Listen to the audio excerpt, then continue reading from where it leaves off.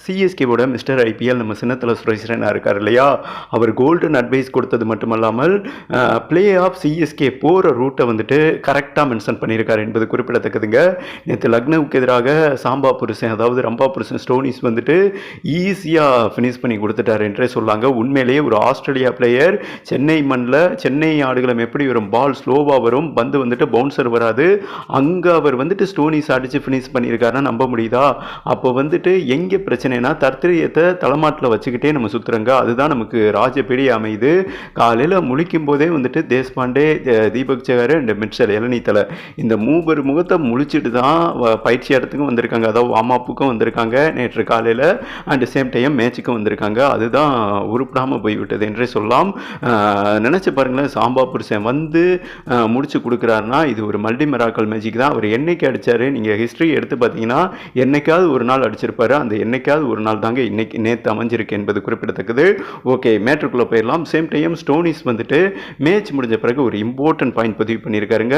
அதாவது சிஎஸ்கே ஜெயிக்கிற மாதிரி வந்தாங்க, அவங்க எப்படி தோத்தாங்க, என்னென்ன தவறு பண்ணாங்கன்னு ஸ்டோனிஸ் கிட்ட நிருபர்கள் வந்துட்டு மென்ஷன் பண்ண அந்த கொஸ்டின் கேட்க அதுக்கு வந்துட்டு சில பாயிண்ட் வந்துட்டு சொல்லியிருக்காருங்க. ஒரு ஓட்டுக்குள்ள ஒரு கத்தி தான் நுழைய முடியும், சாரி ஒரு உரக்குள்ள ஒரு கத்தி தான் நுழைய முடியும். ஓகேவா, நான் பார்த்தவரை களத்தில் என்னன்னா ருத்ராஜ் கெய்க்வாட் தனித்து தைரியமாக ஒரு முடிவு எடுக்க தயங்குறாரு. அதாவது தோனி எதிர்த்து நம்ம பண்ணணுமா, மேலும் தோனி ஒரு முடிவு எடுக்கிறாரு, ருத்ராஜ் கெய்க்வாட் அந்த முடிவை வந்துட்டு தவிர்க்கலாமா தவிர்க்க வேணாமா இந்த ஒரு பயத்தில் இருக்காரு. ரெண்டு பேரும் மாற்றி மாற்றி இப்படி அந்த டவுட்ஃபுல் எரார் இருக்கிறதுனால தான் அந்த அட்வான்டேஜை வந்துட்டு நான் பயன்படுத்திக்கிட்டேன். ஏன்னா உங்களுக்கே தெரியும், தீபக் சஹர் பவர் பிளேயில் 2 ஓவர் தான் போட்டார், நல்லா சூப்பராக போட்டார், ஒரு விக்கெட் எடுத்தார், அவருக்கு அதோடு நிறுத்திட்டாங்க.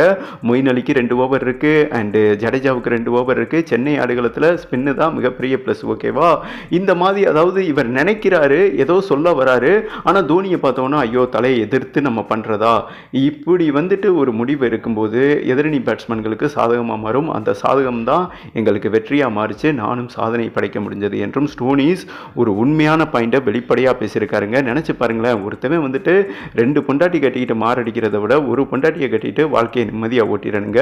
யாராவது ஒருத்தவங்க கேப்டன் பண்ணணும், ஒன்று தோனி பண்ணணும், அப்படி இல்லைன்னா ருத்ராஜ் கெய்க்வாட் பண்ணணும். இந்த ஃபார்மேட்டை ஃபாலோ பண்ணாங்கன்னா டெஃபினட்டாக சிஎஸ்கே வின் பண்ண வாய்ப்பு உள்ளது என்று சொல்லாமல் சொல்லியிருக்காரு. ஓகேவா, சரி, நம்ம சின்னத்தல சுரேஷ் ரெய்னா தான் ஒரு கோல்டன் அட்வைஸ் என்றே சொல்லலாம்.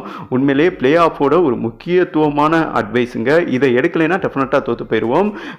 சின்ன சின்ன டீமே சில்லுன்னு தேஷ்பாண்டேவையும் தீபக் சஹரையும் பவர் பிளேயில் பறக்க விடுறது மட்டுமல்லாமல் மிடில் டெத்தில் பார்த்தீங்கன்னா டெத்து பண்ணிடுறாங்க. இதுக்கு தான் ஒரு சூப்பரான ஆலோசனை கொடுத்துருக்காருங்க சின்னத்தல சுரேஷ் ரெய்னா.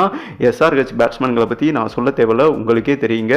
சும்மா சில்லுன்னு சிக்ஸர் தெறிக்க விட்டுக்கிட்டே இருப்பாங்க. அவங்க சிங்கிளே அடிக்க மாட்டாங்க, சிங்கிளே அவங்களுக்கு சிக்ஸ் சர்மா தான் head, Abhishek Sharma and Nitish Reddy, Klaasen, Markram, இப்படி சொல்லிக்கிட்டே போகலாம். 6 ஓவருக்கு 100 ரன் அடிச்சு போடுவாங்க. இதுக்கு முன்னாடி ஹிஸ்ட்ரியை பார்த்தீங்கன்னா அந்த மாதிரி தான் நடந்திருக்கு.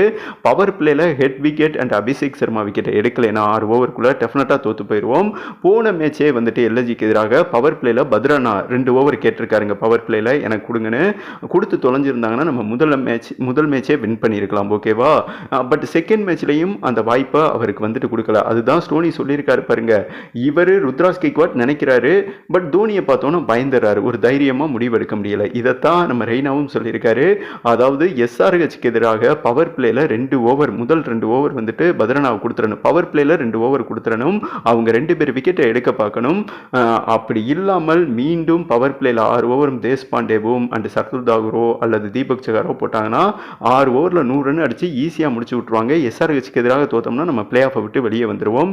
இதை நீங்கள் புரிஞ்சுக்கிட்டு பத்ரனாவை பவர் பிளேயில் இனி வரும் போட்டிகள் அனைத்துலையுமே யூஸ் பண்ணுங்க என்று, அதாவது பும்ராவை எம்ஐ டீமில் யூஸ் பண்ணுவாங்க இல்லையா, பவர் பிளேயில் 2 ஓவர் கொடுப்பாங்க, டெத்தில் 2 ஓவர் கொடுப்பாங்க, மேட்ச் ஏதாவது அந்த பக்கம் திரும்புகிற மாதிரி இருந்தால் மிடில் ஓவர் கொடுப்பாங்க. அந்த ஃபார்மெட்டை கையில் எடுத்தால் மட்டுமே இனிமே சிஎஸ்கே சர்வே பண்ண முடியும் பிளே ஆஃபில் என்று ஒரு செம்ம அட்வைஸ் சொல்லியிருக்காருங்க, வேல்யூபிளான அட்வைஸ் சொல்லியிருக்காரு நம்ம சின்னத்தல சுரேஷ் ரெய்னா. என்னை பொறுத்தவரை இவர் சொன்ன பாயிண்ட் வந்துட்டு 100% கரெக்டுங்க.